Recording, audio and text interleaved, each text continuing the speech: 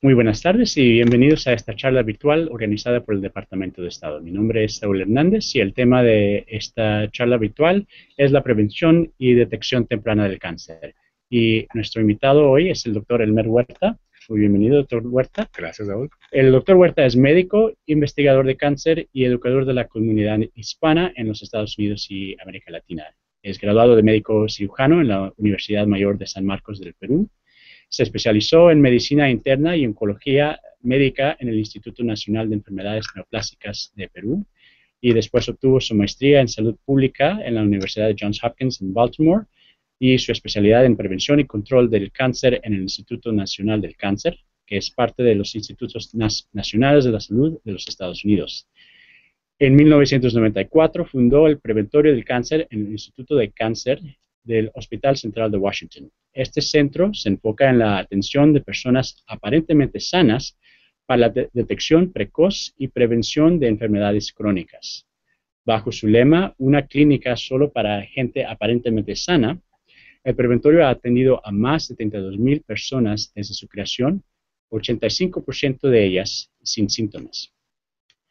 Producido sin interrupción desde el 89, su microprograma radial diario Cuidando su Salud se transmite diariamente en Estados Unidos y en América Latina. Desde 2007 participa diariamente en los programas de salud de RPP Noticias del Perú y conduce el programa Cuidando tu Salud cada sábado en la misma emisora. Desde 2007 escribe regularmente el blog Cuida tu Salud en la versión electrónica de El Comercio en Perú y es columnista de la página de ciencias del mismo diario. El doctor Huerta también es en la actualidad colaborador médico de la cadena CNN en español. El doctor Huerta ha testificado sobre asuntos de salud en las minorías en numerosas ocasiones ante el Congreso de Estados Unidos y ha recibido muchos premios por su labor. En el 98 fue nombrado por el expresidente Bill Clinton como miembro del Consejo Nacional del Cáncer. El doctor Huerta fue elegido presidente de la Sociedad Americana del Cáncer en el año 2007 y es el primer presidente latino en los 100 años de la historia de esa organización.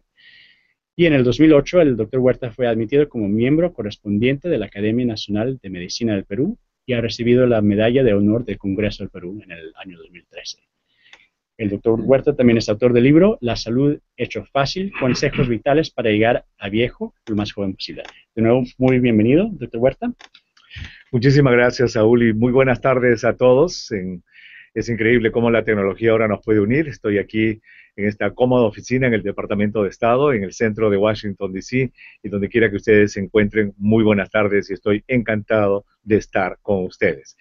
Voy a hacer una presentación breve, más o menos de unos 20 minutos, sobre lo que es la prevención y la detección del cáncer.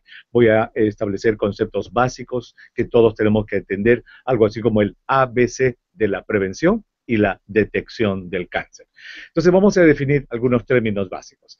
En primer lugar, quiero enseñarles esta gráfica que la están viendo allí. Miren, allí hay una gráfica que muestra que de las 550,000 muertes por cáncer que se presentan en Estados Unidos cada año, fíjense cómo el 30% de ellas es producida por un simple elemento que es el cigarrillo.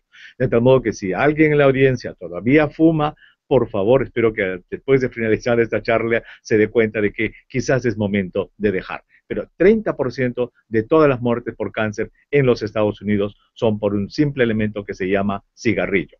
El 30% está relacionado a lo que es la alimentación, la inactividad física y la obesidad, ¿verdad? 30%, lo vamos a explicar un poco más adelante.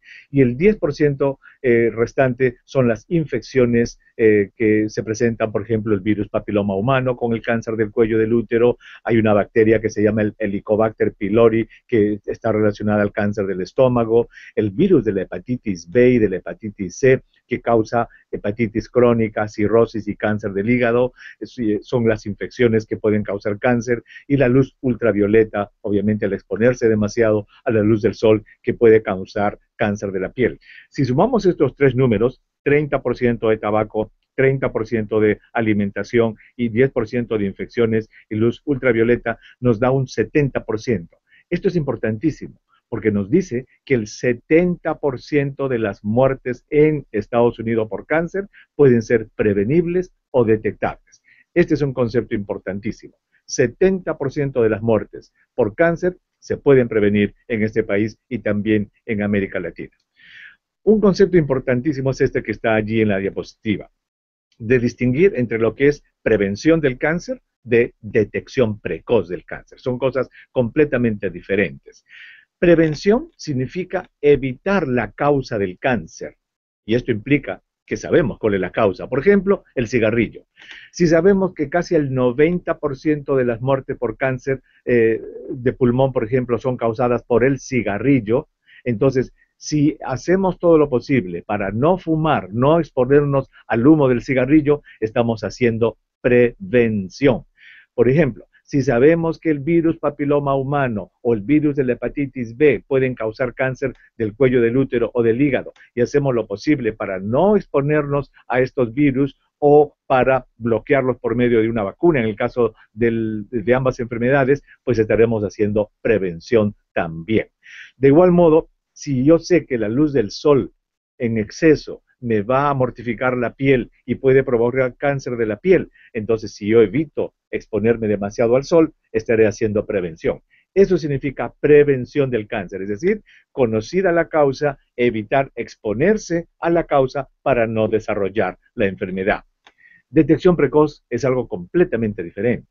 Detección precoz significa que el cáncer ya empezó, pero felizmente el cáncer es muy lento en su crecimiento y permite que alguna prueba determinada lo pueda encontrar antes de que avance, antes de que se disemine, de tal modo que pueda ser curada.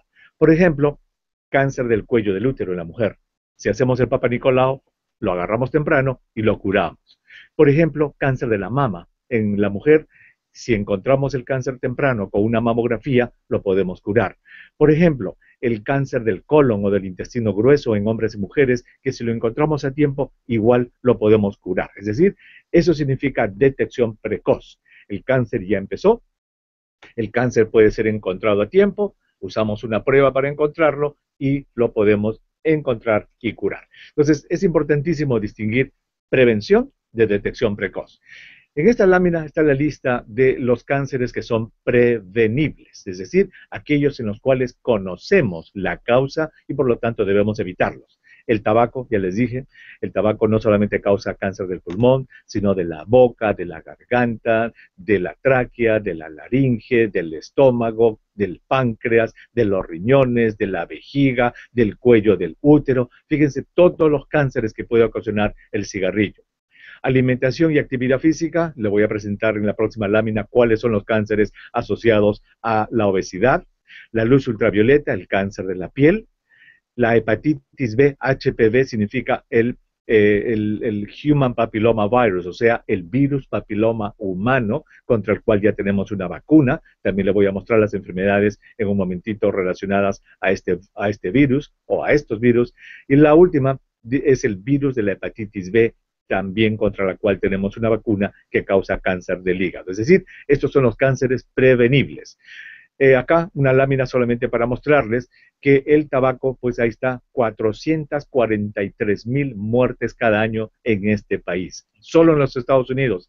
Mira, Saúl, casi 500,000 de muertes, eso equivale a 1,200 por día y eso equivale a 50 por hora. En esta presentación que estamos haciendo desde aquí, desde el Departamento de Estado, que va a durar 1 hora, 50 norteamericanos van a morir en algún lugar de este país por alguna enfermedad relacionada al cigarrillo. Estos son los cánceres relacionados a la obesidad.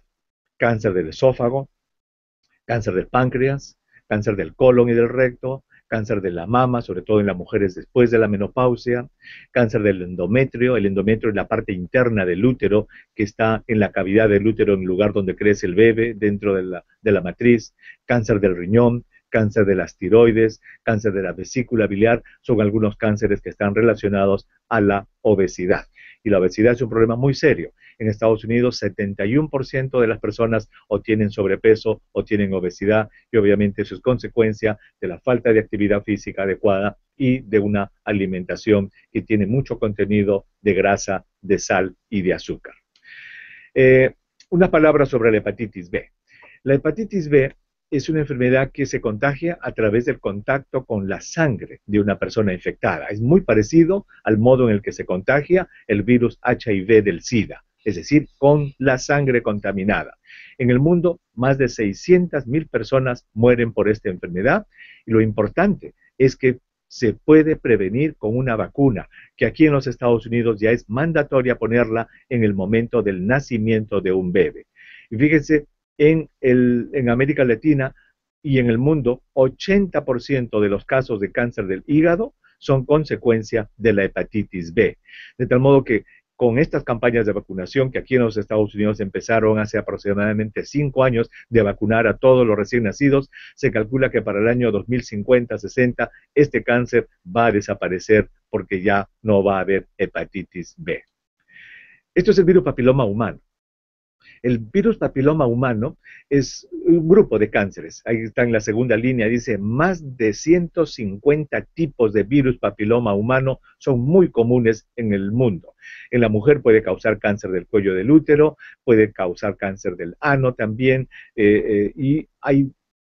quiero que pongan atención en esta lámina, en la tercera y cuarta línea, donde dice que hay más de 150 tipos, pero el número 16 y el número 18 son los que causan el 75% de los casos de cáncer.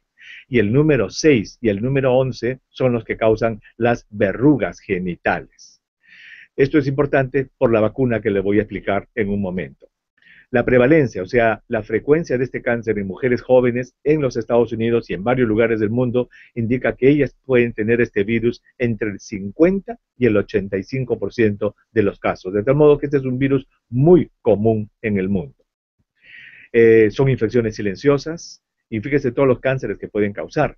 Cáncer de la boca, de la garganta, cáncer del pene, cáncer del ano y hemos dicho cáncer del cuello del útero y de la vulva. Entonces, si ustedes se están preguntando, pero ¿cómo puede ser posible que un cáncer pueda causar cáncer genital en el pene, en la vagina y también en la boca y en la garganta? Pues es el sexo oral. Está demostrado que a través del sexo oral este virus puede contagiarse de hombres a mujeres y de mujeres a hombres. Felizmente el número de casos de cáncer de la boca y la garganta relacionados a este virus papiloma humano es muy pequeño en los Estados Unidos y en el mundo en general, de tal modo que es una cuestión de preferencia sexual la que las personas pueden hacer en el momento de tener sus relaciones sexuales, si desean o no practicar el sexo oral. Estos virus papiloma humano también causan las verrugas genitales, que son enfermedades de transmisión sexual. Y hay dos vacunas, esto es muy importante. Existen dos vacunas que ya hace 12 o 13 años que fueron aprobadas para su uso. La primera se llama el Gardasil. Este Gardasil protege contra 4 tipos de virus, el 16 y el 18, que mencionamos hace un momento, que causaban el 75% de casos de cáncer, y el 6 y el 11, que son los que causan las verrugas genitales. De tal modo que el Gardasil protege contra 4 virus, 16, 18, 6 y 11. La otra vacuna se llama Cervarix y protege contra el virus 16 y 18, es más contra el cáncer y no contra las verrugas genitales. Obviamente, la vacunación debe hacerse antes de que el niño, la niña, empiece su actividad sexual. Esos son los cánceres prevenibles. Ahora la lista de los cánceres detectables son el cáncer del cuello del útero, el cáncer de las mamas o de los senos y el cáncer del colon y del recto en hombres y mujeres. Lamentablemente, y ahí he querido poner esto, los cánceres que no tienen pruebas, lamentablemente no los podemos encontrar temprano, son el cáncer de los ovarios, el cáncer del estómago y el cáncer del páncreas y la vesícula, lamentablemente todavía no tienen pruebas de detección precoz. La Sociedad Americana del Cáncer recomienda los siguientes pasos para la detección del cáncer del cuello del útero. Número 1, el Papa Nicolau o citología debe ser hecho en toda mujer sexualmente activa después de los 21 años. Entre los 21 y 65 años debe hacerse cada 3 años, o si se hace esta nueva prueba del virus papiloma humano, que ya se puede hacer cada 5 años si la prueba es negativa. Parar ya los chequeos a los 65 años, a partir de esa edad ya no se recomienda. Y la última es importante, mujer a quien le hayan retirado el útero ya no necesita la prueba del Papa Nicolau. Estas son las recomendaciones de la Sociedad Americana del Cáncer para el cáncer de la mama. La primera mamografía a los 40 años de edad y luego hacerla cada año. Segundo, el médico debe hacer el examen de los senos de la mujer una vez cada año después de los 40 años. Y tercero, es recomendable que la mujer aprenda a conocer la arquitectura de sus senos y debe enseñársele a hacer lo que se llama el autoexamen de las mamas. Esas son las 3 recomendaciones para el cáncer de la mama.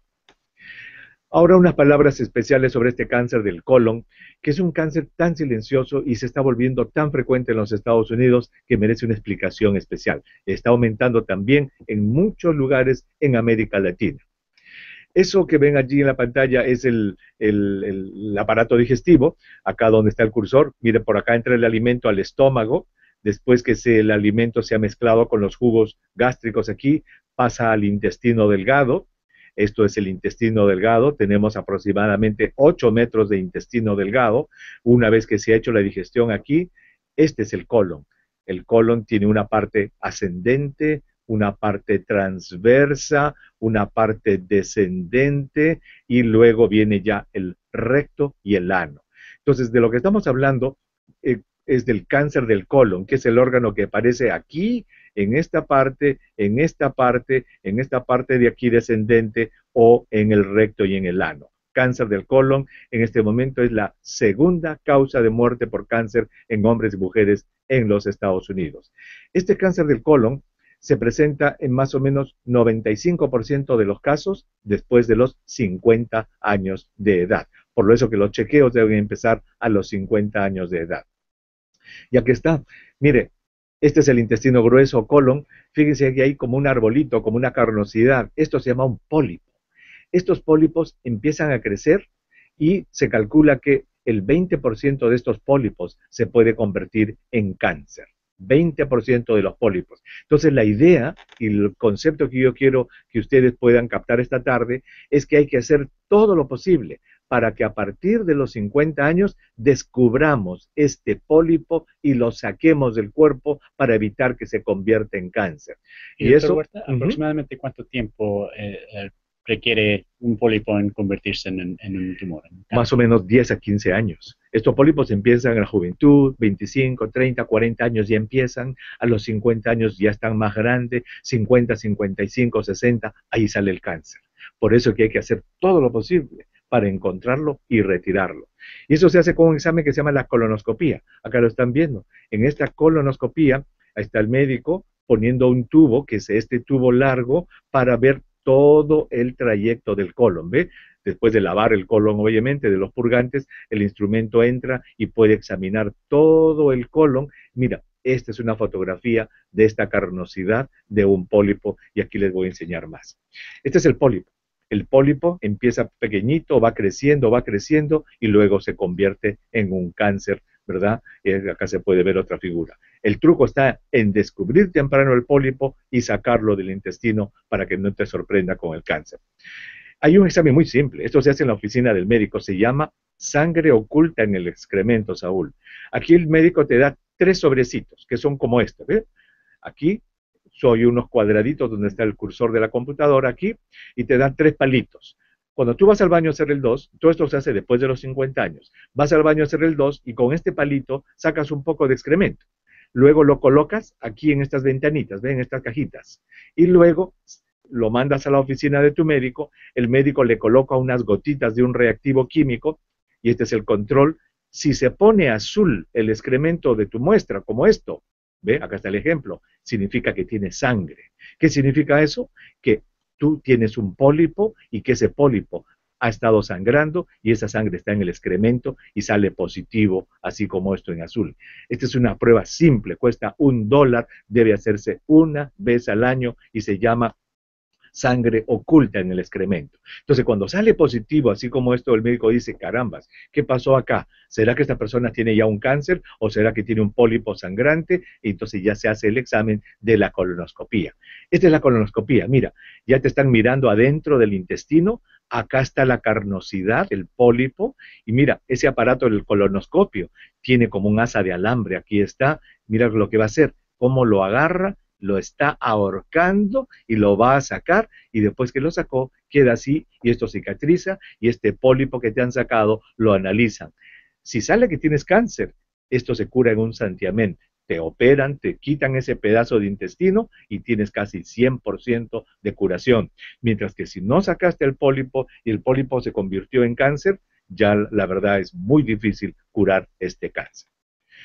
Entonces esto es lo que hay que hacer para el cáncer del colon y del recto, tratar de encontrar el pólipo y tratar de retirarlo.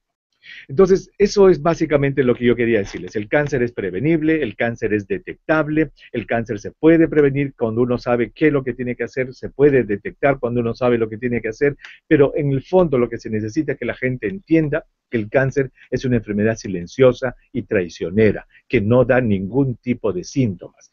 Por eso es que es importante ser proactivo e ir a ver al médico una vez al año para que el doctor le haga las pruebas necesarias.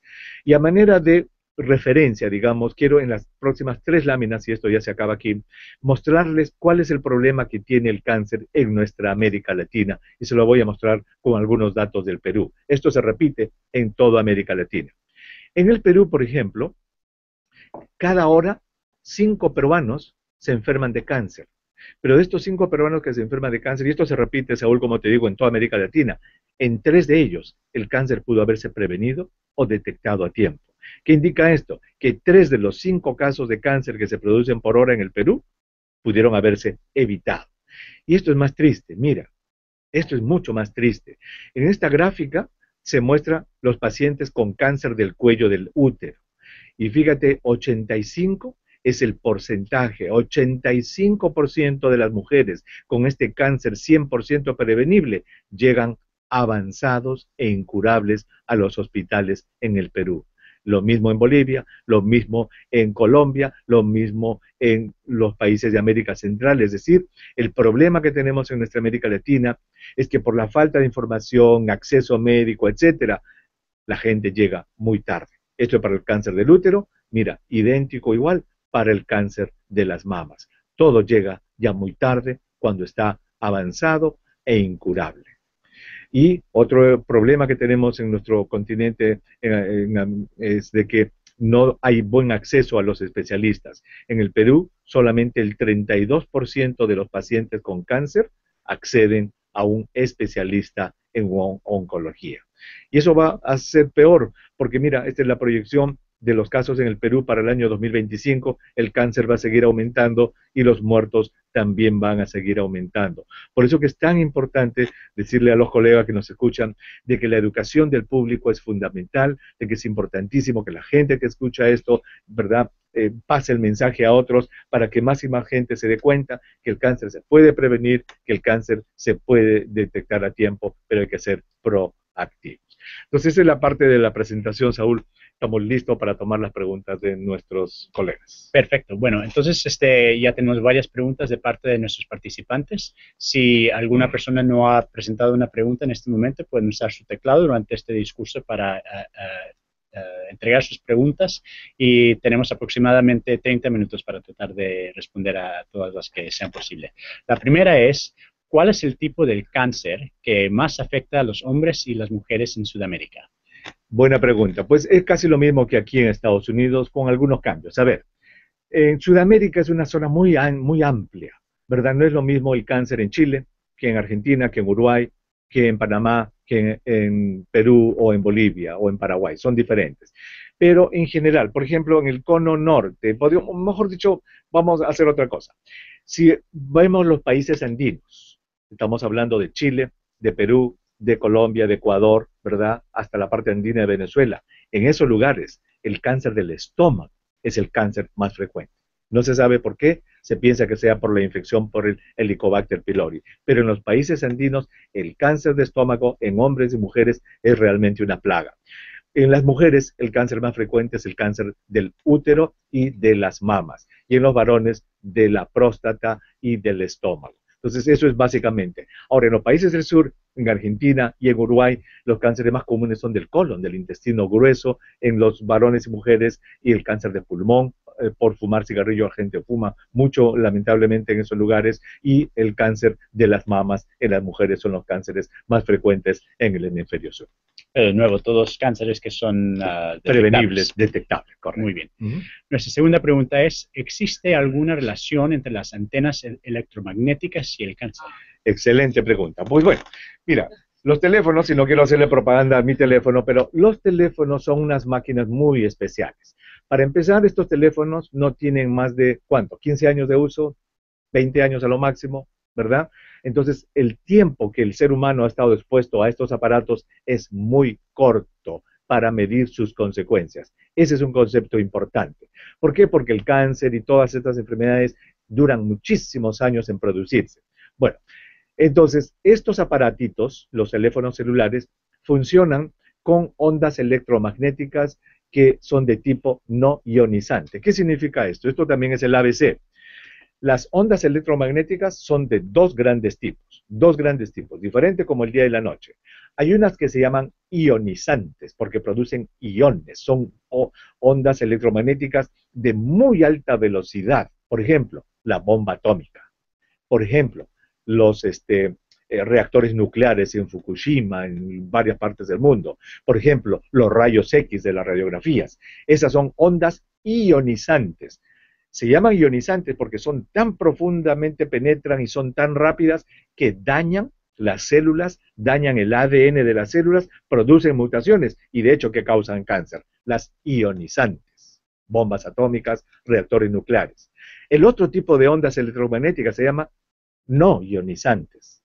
Ahí está la luz del sol, por ejemplo, la microondas, están los rayos infrarrojos, etcétera.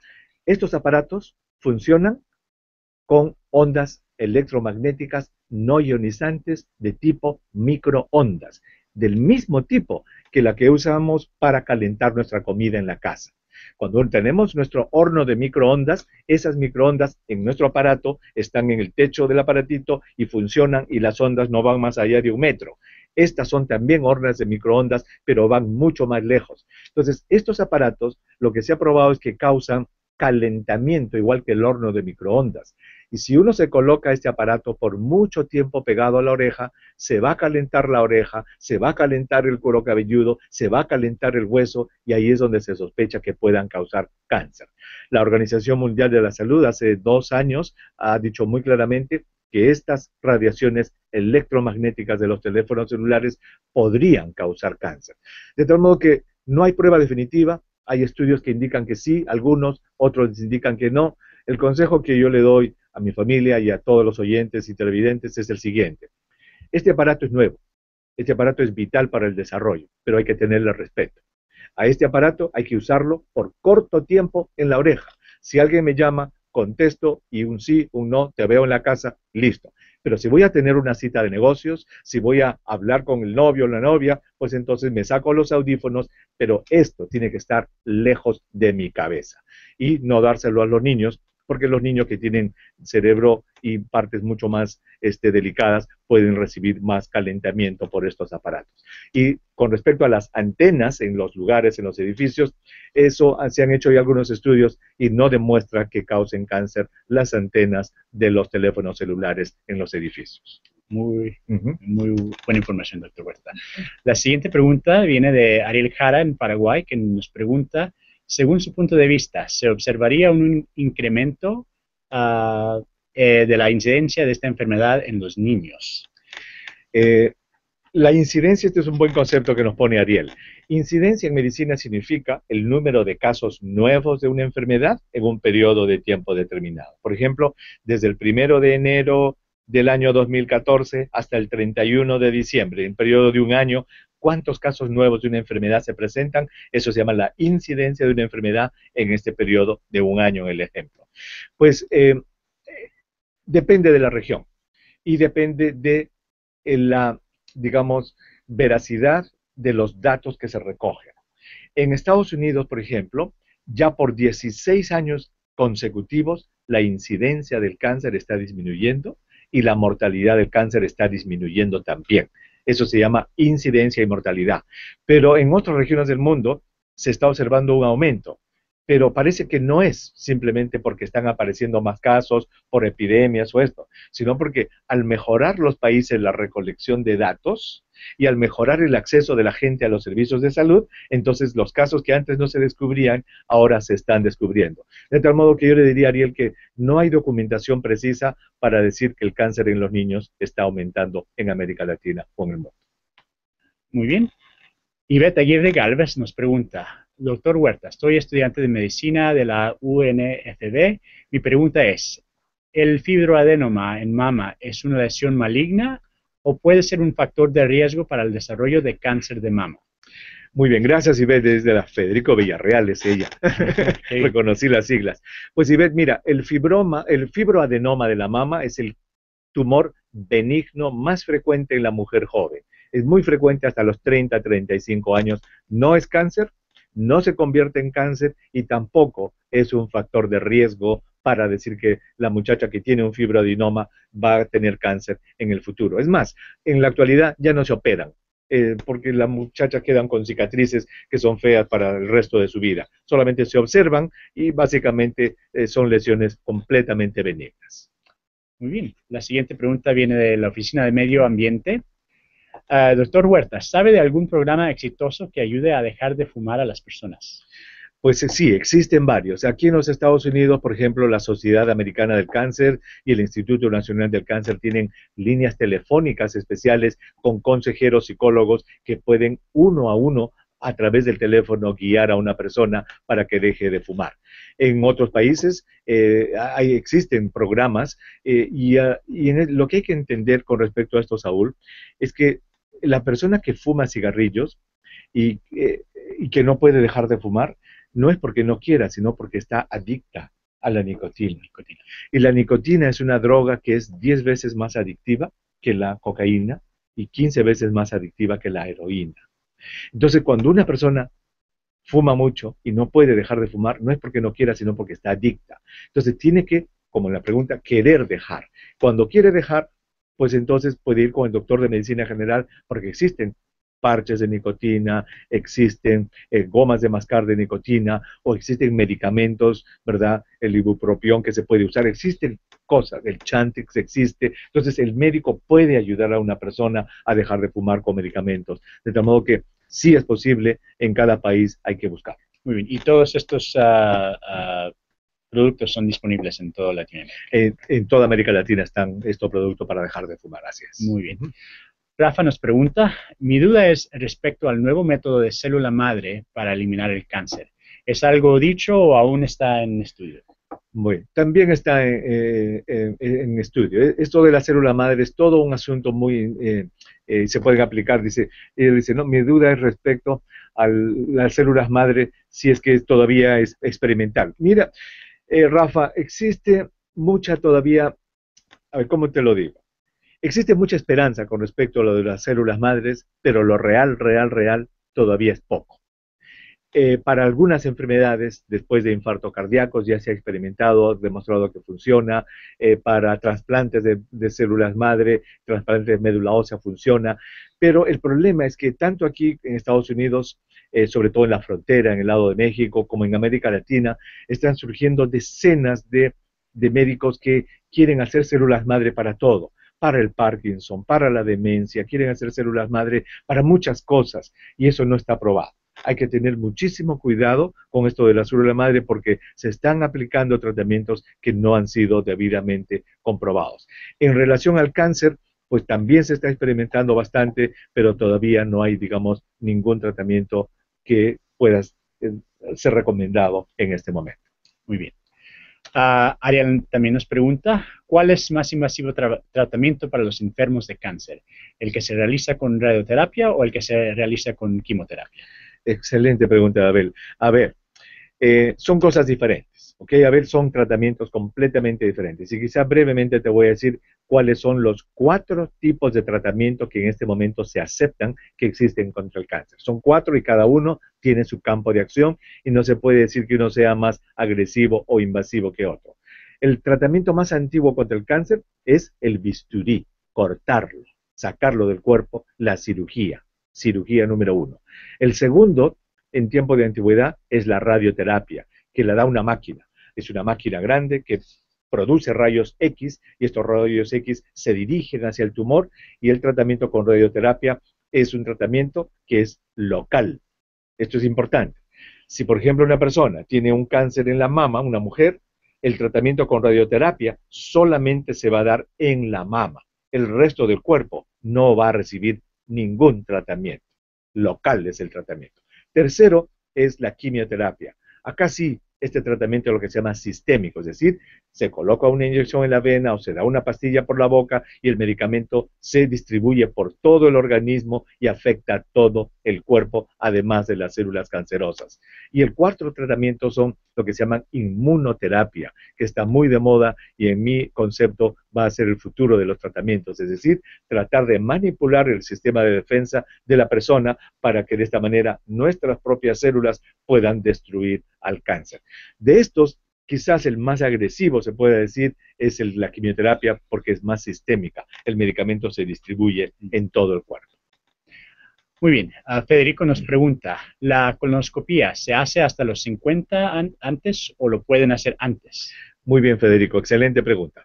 La colonoscopía debe hacerse después de los 50 años, a no ser que la persona tenga papá, mamá o hermanos con un cáncer del colon que a ellos les haya dado a una edad temprana. ¿Qué cosa es temprana? Antes de los 50 años. Dijimos hace un rato que 95% de los casos de cáncer del colon se presentan después de los 50 años. A ese 5% que es antes de los 50, hay varias enfermedades que son hereditarias. La poliposis familiar hereditaria, la enfermedad de Lynch, hay varias de esas enfermedades que van en las familias. ¿Cómo se sabe? Pues que alguien le dio el cáncer del colon a los 38 años de edad, 39, 40. Los familiares de estas personas deben hacerse la colonoscopía antes. El que no tiene historia familiar, empezar de los 50 para adelante y hacerlo, si la primera es normal, cada 10 años. Muy bien. Tenemos otra pregunta de Rafa. ¿La colonoscopía requiere anestesia general? Buena pregunta. No, no requiere anestesia general. A mí me la hicieron hace algún tiempo y solamente te duermen un poco, te colocan una inyección en la vena y tú estás despierto, semidormido, porque el doctor te tiene que ir preguntando si sientes algo, si te duele algo, etcétera, y uno está despierto y va contestando a las preguntas. Eso es lo que se llama una sedación superficial. El examen dura no más de 15 a 20 minutos en manos diestras y te digo, Saúl, que no hay por lo menos para mí me sucedió eso. No hay cosa más maravillosa que cuando terminó el doctor de hacerme mi colonoscopía y yo le dije, ¿cómo está? Me dijo, está limpio, no hay ningún problema. Eso es maravilloso porque de esta enfermedad traicionera, pues no me voy a morir. Perfecto, muy bien. Tenemos una buena pregunta de nuestras audiencias en línea, quienes nos preguntan sobre los pólipos. ¿Qué causan los pólipos? ¿Los pólipos pueden producir dolor o algún tipo de síntoma que podamos identificar? Y finalmente, ¿qué alimentos favorecen el desarrollo de pólipos en el colon y qué alimentos frenan los pólipos? Muy bien. Los pólipos o carnosidades que se presentan dentro del intestino grueso son silenciosos, no dan ningún tipo de síntoma. Pueden sangrar por gotitas y esa sangre está oculta, no se nota en el excremento. No se sabe la causa por la cual salen los pólipos. Se piensa, hay algunos estudios que indican que una alimentación muy rica en grasa y en sal puede favorecer el desarrollo de los pólipos. A los pólipos hay que descubrirlos con la colonoscopía y sacarlos para que de esta manera no se conviertan en cáncer. De tal modo que son silenciosos y no se sabe la causa de su formación y el truco está en descubrirlos a tiempo y tratar de sacarlos. Detección. Detección. Perfecto. Tenemos una pregunta de Stephanie Rizzo. ¿Cuál es la probabilidad de que el cáncer cérvico-uterino desaparezca después de una conización? A ver, Stephanie, yo estoy seguro que lo que tú has querido decir no es cáncer cérvico-uterino, porque el cáncer cérvico-uterino no se trata con una conización. Para las demás personas que están en la charla, conización es un tipo de cirugía que se hace en el cuello del útero, en la cual se saca un pedazo de tejido que parece un cono, por eso se llama conización. La conización no se usa como tratamiento para el cáncer del cuello del útero, para el cáncer cérvico-uterino. La conización se usa cuando hay anormalidades del cuello del útero. Y esto es importante y se lo voy a decir a Stephanie y a todos. El cáncer de la matriz o cuello del útero Es un cáncer producido por el virus papiloma humano, como hemos dicho, pero es muy lento en producirse. Demora más o menos 10 a 15 años en producirse el cáncer y va avanzando por etapas. Y esas etapas se llaman displasias. Y se habla entonces de una displasia leve, de una displasia moderada, de una displasia severa, que van avanzando poco a poco. Por eso que hay tanto tiempo para descubrirlos. Por eso que la detección precoz es tan importante. Entonces, cuando se descubren estas displasias, para la número 2 y para la número 3 sobre todo, se puede hacer esto que se llama la conización. O sea, la conización se hace para la lesión precancerosa, no para el cáncer. Si ya se encuentra que hay un cáncer, el tratamiento es retirar el útero completo. Muy bien. Pero entonces, todos estos, todas estas displasias se pueden descubrir con un examen Papa Nicolau. El simple examen de la citología o Papa Nicolau. Perfecto. Una pregunta de Marcos Alegre que nos pregunta, ¿la modernidad propicia el sedentarismo? ¿Qué se puede hacer si no hay tiempo para el deporte o ejercicios físicos? Marcos, siempre hay tiempo.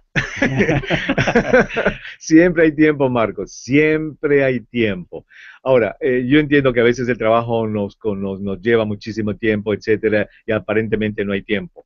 De allí que, por lo menos aquí en Estados Unidos, los trabajos, digamos, las compañías más exitosas son las compañías estas tecnológicas, Saúl, que te dan la oportunidad que en tu trabajo tú tengas una máquina caminadora, sí, o que en tu trabajo tú tengas la opción de en tu hora del descanso hacer por lo menos una caminata corta.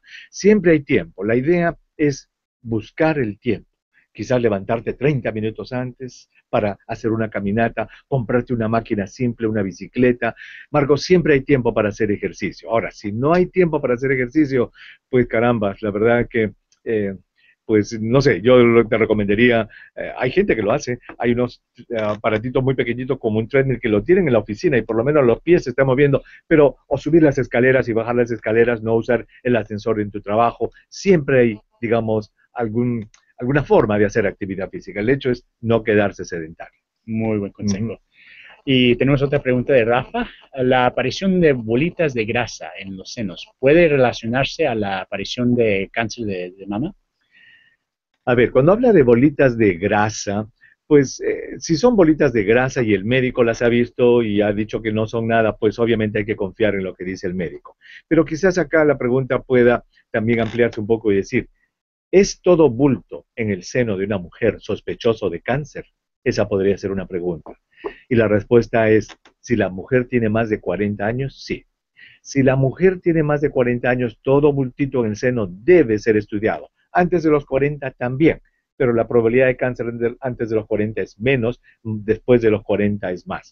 Entonces, si una mujer le aparece un bultito en un seno, sobre todo si es un bultito nuevo, que no estaba allí, sobre todo si no duele, porque el cáncer no duele, Saúl, entonces tiene que motivar una consulta inmediata y el médico hará el examen clínico, hará una mamografía o una sonografía si fuera necesario y ya con eso podrá diagnosticar si solamente fue una bolita de grasa o un tumor que merece atención. Muy bien. Angelita Quintanilla nos pregunta, ¿los tumores filoide en mama son cancerosos?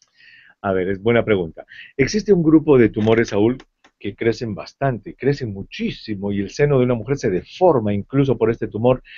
Son raros, pero se llaman filoides, así como lo escribió nuestra televidente. Entonces, los tumores filoides no son cancerosos en la gran mayoría. Ahora, hay algunos raros filoides que se llaman cistosarcoma filoides. Esos sí podrían ser cancerosos, pero la gran mayoría de los tumores filoides son dramáticos porque se ve grande y se ve muy, muy feo, pero no son cáncer. Muy bien. Ahora tenemos una pregunta de Víctor Moreno.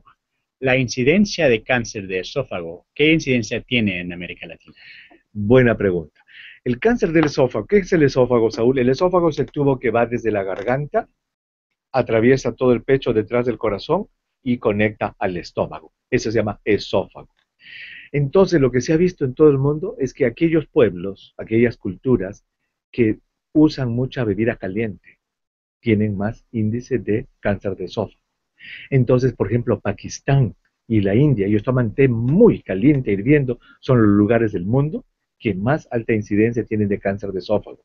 En nuestra América Latina, 2 lugares, Uruguay y Paraguay. porque ahí toman el mate, muy caliente. Entonces yo creo que para nuestros amigos en los países del Río de la Plata, moderen un poco la temperatura del mate que ustedes consumen, porque Uruguay y Paraguay son los sitios en América Latina con más alta incidencia de cáncer de esófago. Interesantísimo. Tenemos una pregunta ahora de Federico. ¿Las personas deben revisar su organismo que tan constante por enfermedades?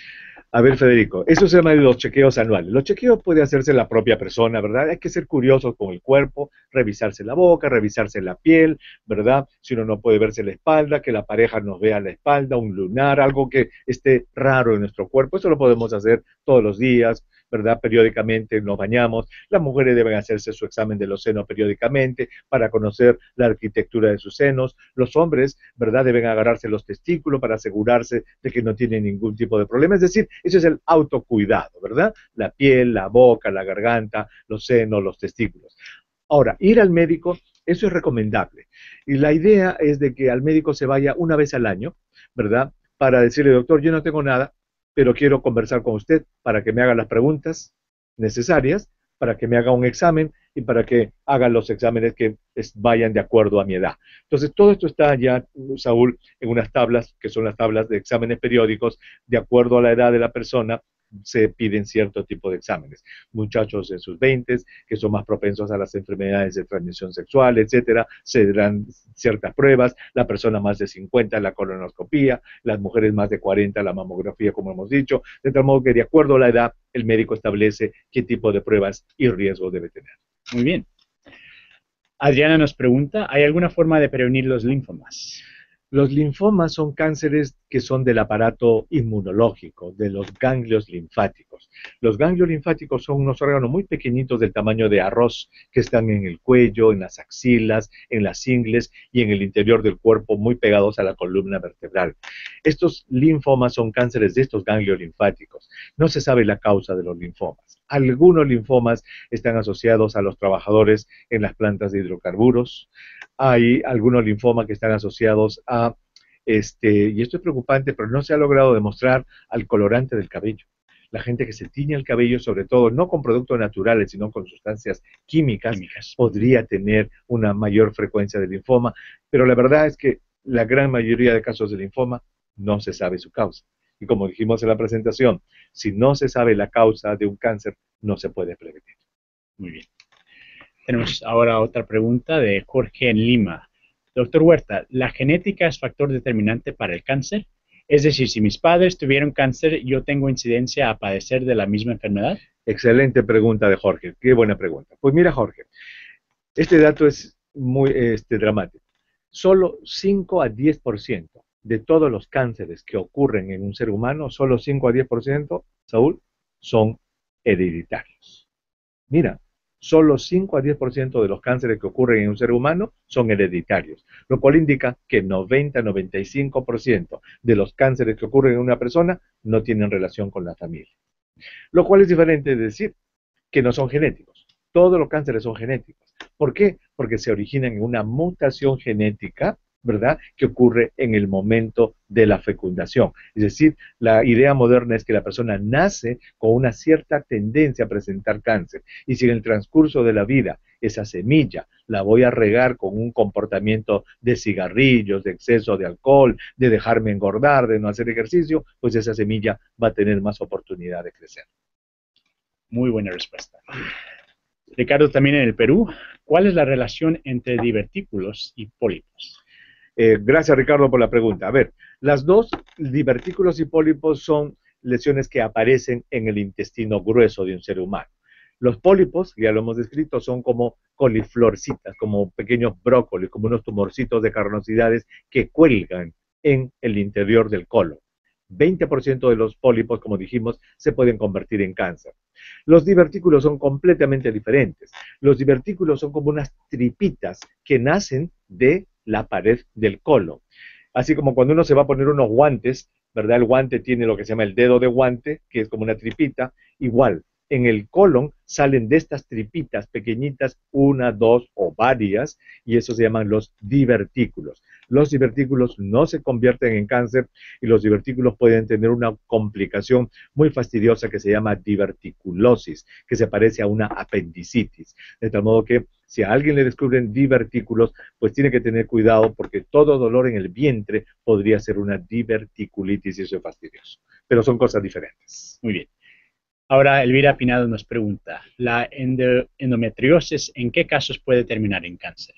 Elvira, la endometriosis no es cáncer ni se convierte en cáncer. ¿Okay? La endometriosis es un padecimiento relativamente común en las mujeres en las cuales el endometrio, que es la parte que está dentro del útero, se sale como parches en otras partes, pero da mucho dolor, mucha molestia, pero no es cáncer ni se convierte en cáncer. Muy bien. Y ahora nos pregunta María del Pilar Tapia, las hormonas en nuestra leche y el cáncer, ¿qué relación podrían tener? A ver, el Internet, Saúl, ahora nos trae muchísimas de las que se llaman leyendas urbanas. Leyendas urbanas significa que alguien pone un correo electrónico, se lo pasa a los amigos, se lo pasa a los amigos, y creo que es en 6 días que da la vuelta al mundo un correo electrónico. Y uno de estos leyendas urbanas es sobre la leche. Hay muchos correos que circulan diciendo que la leche causa cáncer, que la leche provoca mucosidad y que esto va a agravar el cáncer. No es cierto. No hay, la verdad, ninguna relación entre tomar o no tomar leche y la presencia del cáncer, y las hormonas que puedan haber en la leche no se ha demostrado que puedan causar realmente ningún tipo de problema. Y habría que ver y revisar esto de las hormonas, porque no todas las leches tienen hormonas realmente. Muy bien. Ahora Ivo Rances nos pregunta, ¿es costoso hacerse una colonoscopia? ¿Todos los hospitales pueden proveer este servicio y cuánto demora el procedimiento? Pues depende del lugar, ¿verdad? Acá en los Estados Unidos una colonoscopía está entre $1,300 a $1,500, pero todos los planes de seguros la cubren perfectamente aquí y en muchas partes del mundo. Y la colonoscopía, como dije hace un ratito, demora 15 a 20 minutos en hacerse. El día anterior hay que hacerse una limpieza del intestino tomando unos purgantes para que el colon, que normalmente está lleno de excrementos, se limpie y ya el doctor pueda trabajar sobre un colon limpio, y el examen mismo no dura más de 20 minutos. Muy bien. Ahora tenemos una pregunta de Gabriela Pérez, que nos pregunta, doctor, ¿hay algún tratamiento para alguien que le diagnosticaron cáncer de hígado y hoy tiene metástasis en los pulmones? El joven tiene 16 años y buscamos alternativas. A ver, Gabriela, pues mire, es una pregunta muy delicada, por lo que veo allí, por lo que usted nos pregunta, el caso es bastante delicado, porque cuando un cáncer, digamos, se sale del lugar en el que nació, en este caso el hígado, e invade con metástasis otros órganos, en este caso los pulmones, eso es malo, eso es grave, pero no sé, habría que ver qué tipo de cáncer es. No todos los tipos de cáncer son iguales en el hígado. La verdad es que me es imposible responderle. Lo que yo le aconsejaría es que, por favor, busque la opinión de un oncólogo pediatra para que determine el tipo exacto de cáncer y le pueda dar una respuesta. Lo siento muchísimo. Muy bien. Y ahora Federico nos pregunta, ¿está muy lejos la cura o la disminución del cáncer que no sea por medio de la quimioterapia? Pues mira, Federico, buena pregunta. En realidad, cuando uno habla del cáncer, debería usar el plural, los cánceres, porque son más de 200 tipos de cáncer, te cuento, Federico, que puede sufrir el ser humano. Más de 200 tipos, cada uno diferente del otro. Entonces, no hablamos de la cura del cáncer, sino de los cánceres, y entonces tendríamos que encontrar 200 curas diferentes. Como dije hace un momentito, yo creo que estos tratamientos que se van a hacer en el futuro en base al estudio del genoma del tumor, ¿verdad? La composición genética de los tumores y lo que se viene a llamar el tratamiento personalizado que va a ser para cada uno, allí va a estar la llave, pero en este momento todavía son cosas realmente experimentales. Se están haciendo ya cosas interesantes. Este año salió un estudio, la semana antepasada en Chicago, que habían hecho en una mujer con cáncer del cuello del útero, precisamente causado por el virus papiloma humano. Cuando le hicieron su biopsia, vieron el cáncer, pero que había muchas células de la defensa de la mujer, que se llaman linfocitos, invadiendo el tumor. Y los doctores se preguntaron, ¿por qué estas células de la defensa de esta mujer están invadiendo el propio tumor? ¿No será que tienen alguna manera de pelearle? Lo que hicieron fue aislar estos linfocitos, los clonaron y produjeron miles de millones de estos linfocitos y se los volvieron a colocar a las mujeres. Y increíble, de 9 casos, 3 casi desaparecieron. Entonces eso nos indica que por allí puede estar la llave, pero en este momento es muy experimental. Fenomenal, pero una gran esperanza, ¿verdad? Exactamente.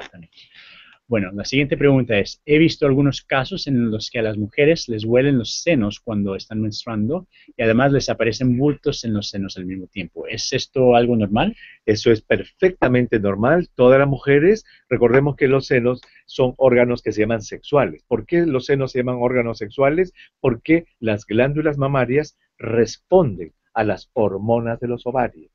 Entonces, cuando la mujer va a menstruar, ¿verdad? Y sus hormonas cambian en sus torrentes sanguíneos, entonces eso hace que las glándulas se vuelvan más nodulares, duela un poco, pasa la menstruación y todo desaparece. Eso es normal y natural. Muy bien.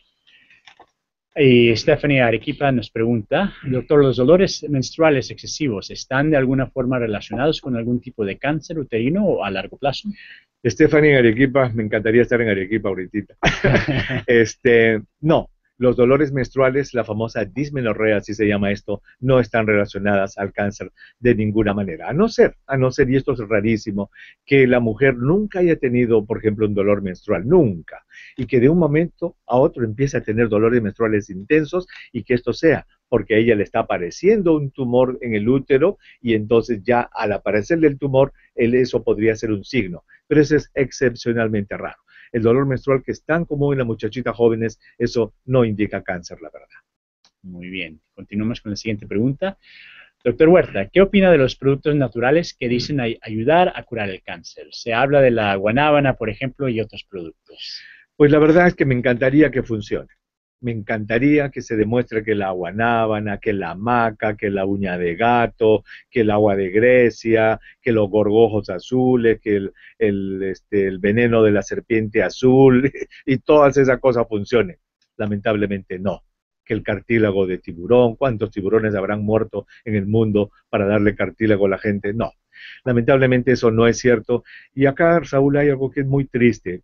Yo en mi experiencia de médico cancerólogo, cuando llega el momento en que a la familia se le dice, señor, su padre está muy enfermo, su mamá ya no va y nada que podamos darle, hay mucha gente que, y eso es natural, no se resigna a eso. Y entonces buscan, como lo que dijo Jorge, la alternativa. Y ahí es donde lamentablemente están los comerciantes. Están dando vuelta a los comerciantes para venderte productos, dando la última esperanza. ¿Qué es lo que quieren? Tu dinero. No pasa nada, el paciente fallece y la familia dice, ay, por lo menos lo intentamos. Y el comerciante dice, gracias, lo intentaron. Entonces yo creo que acá todo esto tiene que ver con una cosa muy importante, Saúl, y yo lo converso mucho con mis pacientes y me atrevo a decirle ahora a nuestra audiencia. Tiene que ver con lo que es la muerte. Si es que hay algo seguro, para ti, para mí, para todos los que estamos en esta habitación, para todos los que nos están viendo. Si es que hay algo seguro en la vida, es que todos vamos a morir algún día. Pero hay que saber aceptar que la muerte es parte de la vida. Obviamente hay que luchar, hay que tratar, hay que hacer todo, para eso está la medicina y todo, pero si existe una comunicación adecuada entre el médico y el paciente, allí va a surgir, Señor, no hay nada que hacer y sepamos aceptarlo. Pero la guanábana, el cartílago, los tiburones, todo ese tipo de cosas son medidas desesperadas que, a mi entender, a veces ocurren porque el médico no ha sabido comunicar bien el caso del paciente a la familia. Muy bien. Les damos las gracias a todos los que han participado en nuestra charla y tenemos tiempo para una pregunta más. Y esta pregunta es, ¿hay alguna manera de que se puede disminuir las posibilidades de tener cáncer? Claro que sí, en la presentación lo hemos dicho. Si una persona, por ejemplo, hace 4 cosas básicas. La primera, no se deja engordar y para esto lo que hace es comer saludablemente, y comer saludablemente significa comer de todo, pero en poca cantidad y preferir las plantas a los animales. Segundo, hacer actividad física diaria, todos los días 30 minutos de ejercicio. Tercero, no fumar cigarrillos y no dejar de que los cigarrillos, ¿verdad?, se prendan delante de nosotros. Y cuarto, ir al médico estando aparentemente sano para un chequeo. Eso puede hacer muy fácilmente que la persona evite los cánceres más comunes aún. Muy bien, pues estamos hablando con nuestra directora para ver si podemos extender un poco, pero parece que no, lamentablemente, así que de nuevo les damos muchísimas gracias por participar en esta charla, doctor Huerta. Tenemos muchísimas preguntas y Lamentablemente no podemos responderlas todas, pero quizás esta es una oportunidad para darle las gracias y para darle la invitación de que regrese en alguna otra ocasión para contestar más preguntas. Claro que sí, Saúl. Pues estaré encantado de regresar cuando ustedes me lo pidan, ¿verdad? Y estoy encantado y muchísimas gracias por su atención y gracias por haberme invitado a estar con ustedes. Gracias. Muy bien, y gracias a ustedes de parte del Departamento de Estado. Hasta luego.